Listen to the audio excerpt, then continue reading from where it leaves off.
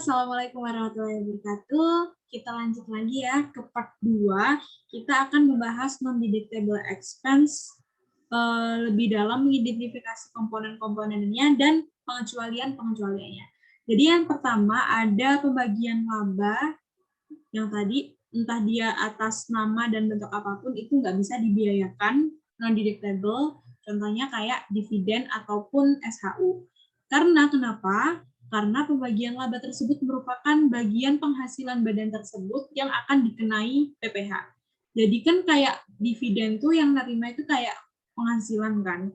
Makanya atas penghasilan tersebut nanti dikenai PPh, jadi nggak bisa dibiayakan. Terus habis itu yang kedua ada biaya yang dibebankan atau dikeluarkan untuk kepentingan pribadi pemegang saham, sekutu atau anggota. Jadi ini garis besar garis pentingnya, karena dia untuk kepentingan pribadi maka nggak bisa dibiayakan. Contohnya seperti apa? Yaitu perbaikan rumah pribadi, biaya perjalanan, biaya premi asuransi yang emang hanya dikhususkan untuk kepentingan pribadi pemegang saham dan keluarganya. Terus selanjutnya ada pembentukan atau pemupukan dana cadangan, itu nggak bisa dibiayakan. Kenapa? Karena dana cadangan itu kan masih bentuknya cadangan. Jadi belum benar-benar dikeluarkan sama dia, maka nggak bisa dibiayakan. Contohnya kayak misalnya kita membentuk dana cadangan untuk membayar utang yang masih 5 tahun ke depan, karena masih cadangan, belum benar-benar dikeluarkan kasnya, maka ya nggak bisa dibiayakan gitu. Nah, terus habis itu ada pengecualian. Contoh lain dari pembukaan dana cadangan itu kan ada pembentukan cadangan piutang yang tak tertagih. Sebenarnya kalau misalnya dia belum ada bukti benar-benar tertagih kan itu nggak bisa dibiayakan kan. Tapi ada pengecualian kalau emang dana cadangan piutang tersebut itu dibuat oleh usaha bank. Terus ada usaha lain bank, selain bank itu ada yang usaha penyaluran kredit, sewa guna usaha dan hak opsi, perusahaan pembiayaan konsumen, sama perusahaan ajak piutang. Kenapa? Karena dia itu resiko ketertagihannya itu sangat tinggi, berarti dia bisa dibiayakan. Gitu. Terus ada cadangan untuk asuransi, usaha asuransi gitu, termasuk cadangan bansosnya yang dibentuk oleh Badan Penyelenggara Jaminan Sosial. Terus di lembaga penjamin simpanan itu atas cadangan penjaminannya dia bisa dibiayakan. Terus usaha pertambangan, cadangan biaya reklamasinya dia bisa dibiayakan. Terus usaha kehutanan, cadangan biaya penanaman kembalinya dia juga bisa dibiayakan. Terus untuk usaha pengelolaan limbah atas cadangan biaya penutupan pemeliharaan tempat pembuangan limbah itu bisa dibiayakan. Terus selanjutnya ada premi yang emang dibayar oleh si WPOP tersebut, si WPOP orang pribadi ini itu non-deductible. Ada pengecualian kalau misalnya preminya itu dibayar oleh si pemberi kerja. Kalau bagi si pemberi pekerja itu kan merupakan pengeluaran ya preminya, makanya bisa dibiayakan. Bagi si WP yang dibayarkan tadi oleh si pemberi kerja, maka akan menambah penghasilan dia gitu. Terus ini concern penting sih, kalau natura sama kenikmatan ini banyak isunya, tapi secara umum itu bagi karyawan kan dia BOP. Bagi pemberi kerja dia natura atau kenikmatan itu nggak bisa dibiayakan gitu. Tapi ada pengecualian jika dia memenuhi 3 kondisi ini nanti bisa dibiayakan. Yaitu kalau misalnya natura atau kenikmatannya itu berupa penyediaan makanan atau minuman bagi seluruh pegawai yang berkaitan dengan pelaksanaan pekerjaan. Jadi kalau misalnya dia hanya untuk direksi misalnya, ya berarti penyediaan makanannya untuk direksi tadi itu nggak bisa dibiayakan. Ingat, bagi seluruh pegawai. Terus habis itu kalau misalnya kondisi kedua itu adalah naturanya itu diberikan berkenaan dengan pelaksanaan pekerjaan di daerah tertentu. Ini tuh berkaitan dengan kayak program pemerintah gitu kan. Dia ingin mengembangkan daerah tertentu yang memang berpotensi untuk memajukan bangsa, maka dari itu atas natura yang diberikan itu bisa dibiayakan. Karena kenapa? Kalau biayanya itu makin besar yang dibiayakan, itu kan penghasilannya makin kecil. PKP-nya makin kecil, PPh-nya juga makin kecil. Itu tujuannya gitu. Jadi terus habis itu ciri-cirinya yang biasanya daerah tertentu untuk potensial untuk dikembangkan itu pada umumnya prasarana ekonomi itu nggak memadai, terus transportasinya itu sulit dijangkau kayak gitu. Maka kan atas apa ya, biaya apapun untuk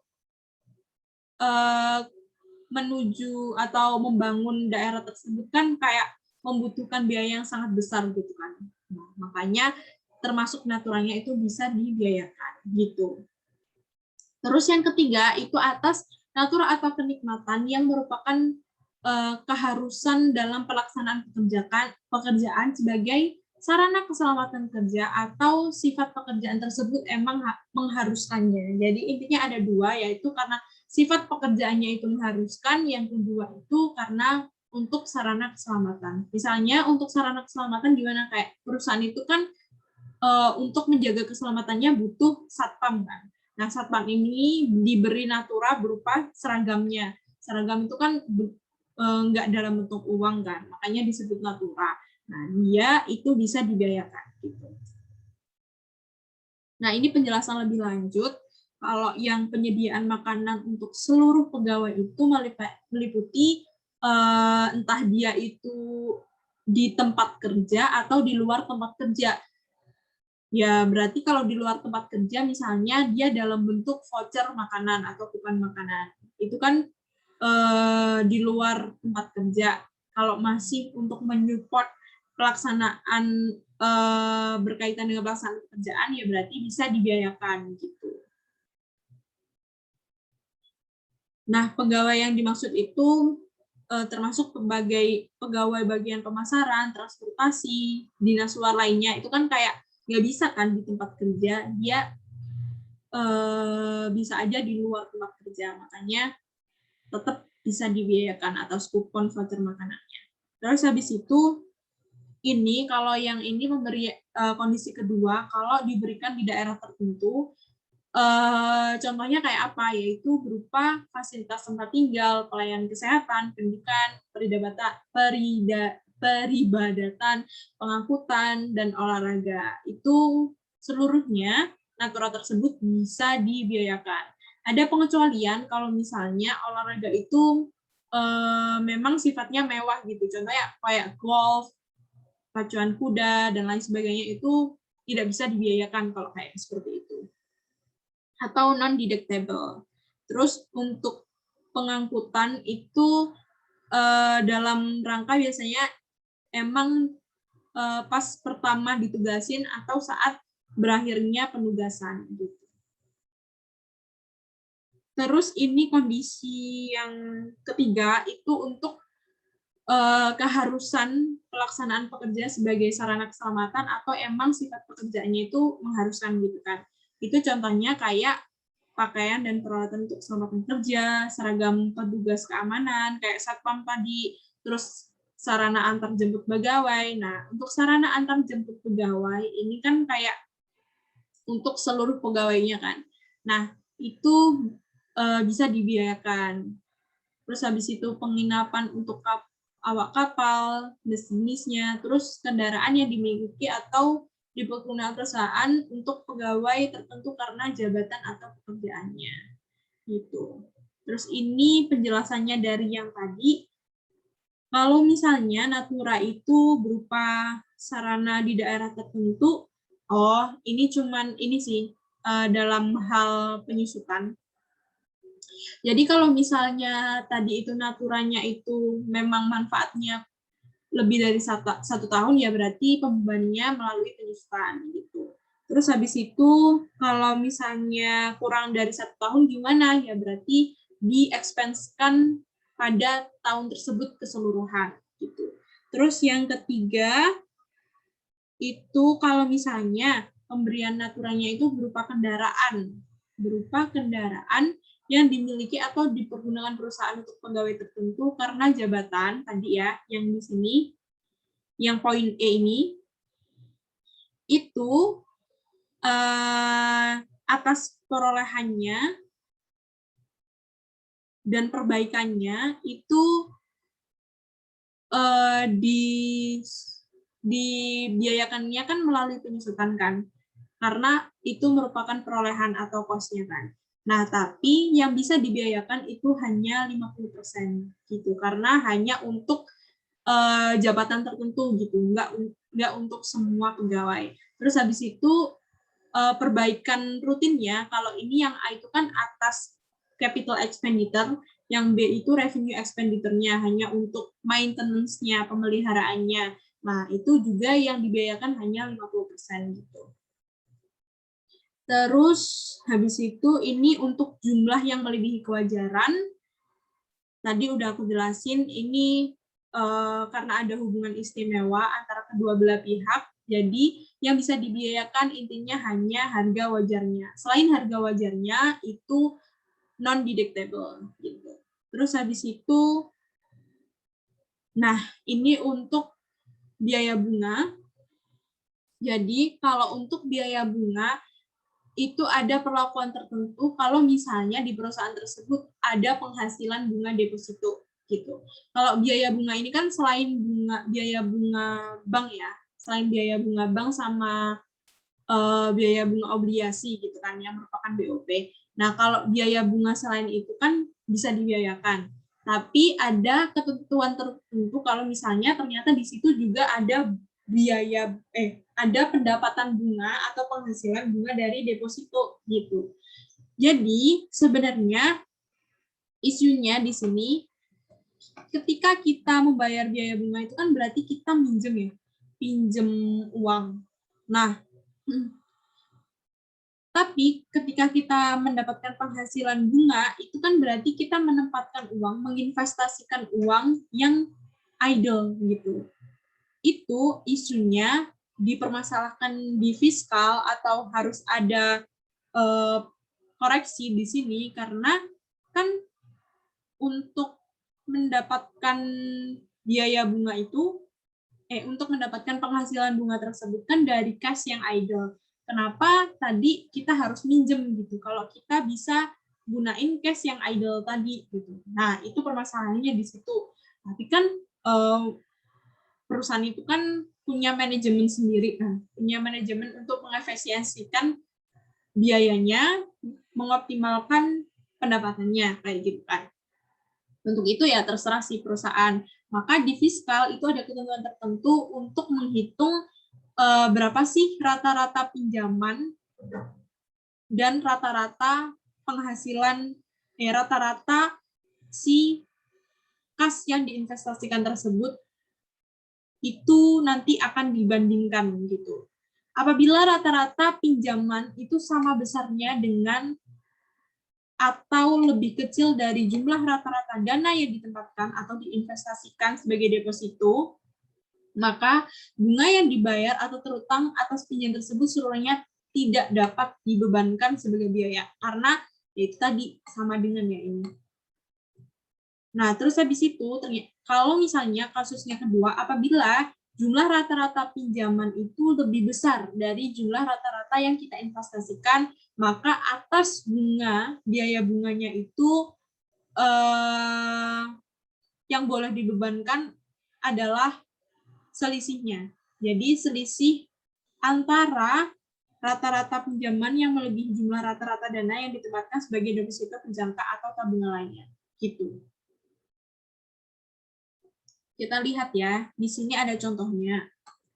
Jadi contohnya ada PT AA, dia itu dapat pinjaman dengan batas maksimal 200 juta dengan tingkat 20% pada tahun 2010. Nah, terus ada dia pinjamnya itu segini setahunnya dalam beberapa bulan ini. Terus dia juga, PT AA ini juga nempatin deposito, dia nginvestasiin selama tahun tersebut segini. Gitu. Nanti kita hitung rata-ratanya dulu untuk nanti diperbandingkan gitu. Nah, untuk rata-rata pinjaman di bulan Januari kan dia belum pinjam.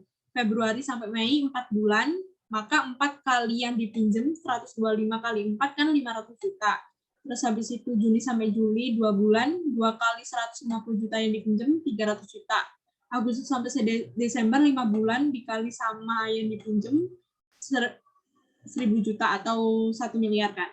Nah, terus ditambahin seluruhnya itu 1,8 miliar dibagi 12 itu dapat 150 juta. Itu adalah rata-rata pinjaman per bulan. Terus kita bandingkan dengan rata-rata yang kita investasikan. Kita hitung dulu rata-rata depositonya. Nah, yang pertama itu kan kita belum ada ngeinvestasiin.